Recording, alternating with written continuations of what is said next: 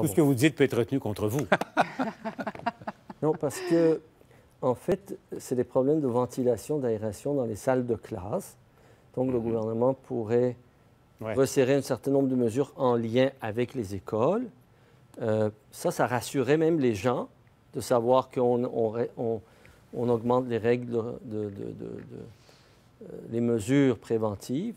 Mais une bibliothèque ou un musée, y a-t-il un endroit où on peut mieux respecter la distance sociale que ça, la distance physique, je veux dire? Oui, c'est ça. C'est la tendance de jeter le bébé avec l'autre bain. Mais ça arrive un peu, peut-être un petit peu tôt dans le processus de décision, mais c'est quoi les games? Parce que, tu sais, il y a quelqu'un qui voulait donner une jambette à M. Arruda ou au gouvernement, c'est clair. C'est-à-dire que le monde est tanné de se faire donner des réponses à l'emporte-pièce qui viennent d'en haut, sans discussion des autres arguments. OK. Ou peut-être que Dr Drouin voulait dire, voyez-vous, moi, j'ai proposé des choses, mais c'est eux qui ont dit non. Alors, elle pourra dire, regardez, moi, j'ai essayé d'avoir un peu de souplesse pour Montréal. OK. Mais en même temps, Amir, on regarde ce qui se passe en Europe, là, puis ça reconfine dans bien des pays qui pensaient s'en être tirés. Tu sais, ouvrir trop tôt, c'est pas Non, c'est sûr, parce que probablement, le calcul qui est fait en haut lieu actuellement, c'est qu'il y a une promesse qui a été faite qu'on va tout faire pour qu'à Noël, ça puisse être plus relax. Donc, ils ne veulent pas, disons, mettre en danger, saboter une quelconque chance que ça arrive. Donc, mais il aurait pu dire ça, Amir, aujourd'hui. Dire, écoutez, ça fait partie des scénarios. Faites-nous confiance, on va vous revenir avec une super stratégie. Ça, c'est très bien dit, Caroline.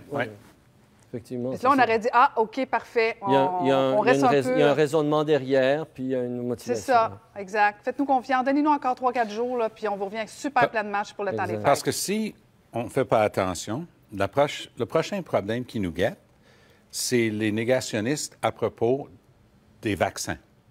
On va réavoir une bataille dans les médias sociaux avec des gens qui se prétendent experts là-dessus. Sur les vaccins, aussi. C'est sûr. Et il va y avoir une forte résistance. J'ai parlé avec un médecin aujourd'hui qui m'a dit que c'est à peu près 40 de la population qui va refuser d'office d'être vacciné. Amir qui est... C'est bon, on n'aura pas assez, anyway.